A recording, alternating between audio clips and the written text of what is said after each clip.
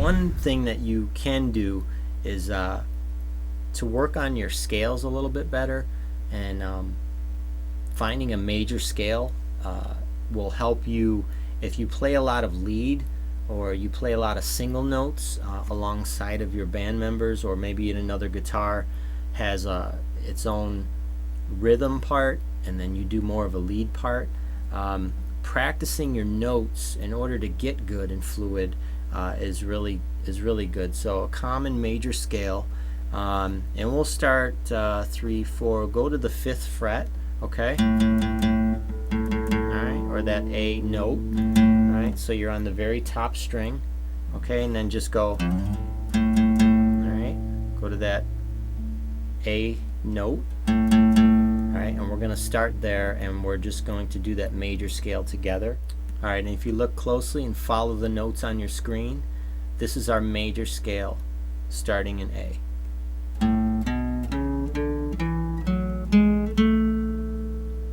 And then back.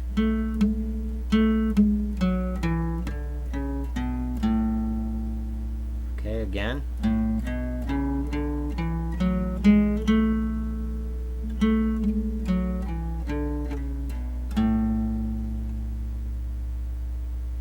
Alright, so learn those scales, and then as you learn that major scale, don't be afraid to move up and fret.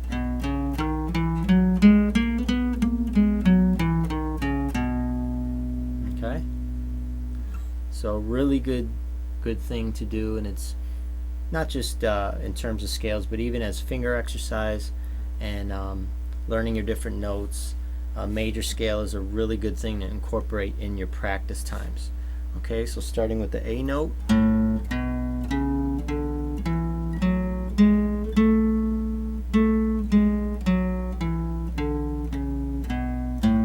Alright.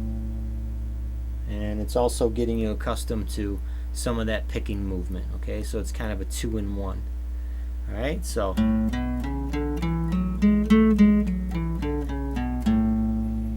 one other thing you can do is just to add some more spice to it is sort of when you're approaching a note, just slide into it.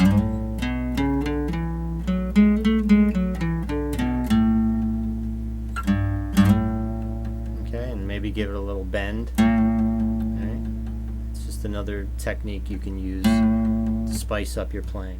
Alright, so one other thing that you can do is called using a grace note, and it's basically leaving some of the strings open so that it simulates like what would be on a piano, like a half step or like a small increment, so that you can just slide your way into the note that you're headed towards. So what we'll do is put on our click track, and then if you just listen, what I'm going to do is I'll use that mute sound in the E pattern, and I'll just incorporate that and then open it. Okay, what I did is I just opened it there, and what I'm going to do is close it back to that. Alright, so what you're doing is, hear that difference? And that's your grace note.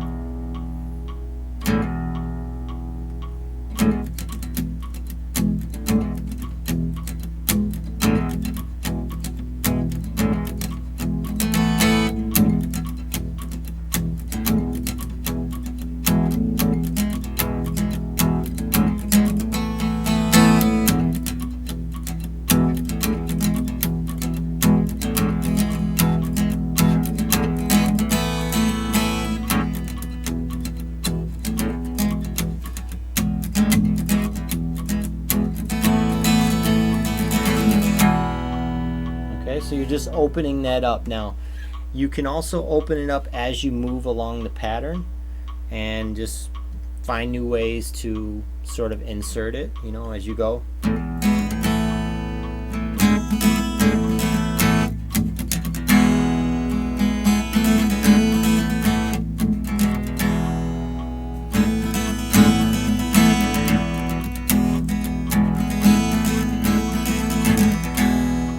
But again, just different ways that you can incorporate these movements into some common everyday movements, and even find uses for them in your practice times. Alright, so one movement that I do every so often is, doesn't really have a name to it, but what it is basically finding an octave on the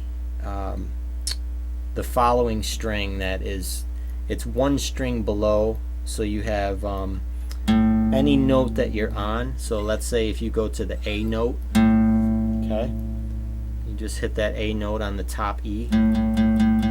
Okay, so if you skip a fret and you go down 2 strings, and it's basically an L pattern.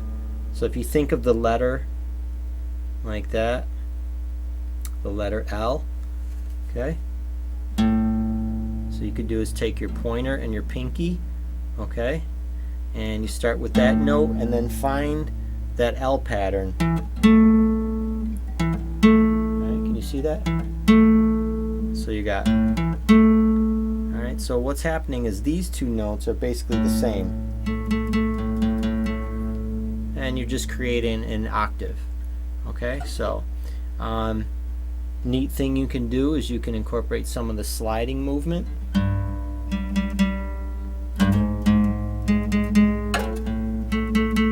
Good practicing vocals too if you're practicing vocal octaves. Alright, so in that same movement you can include this other string. Alright, so what you've got is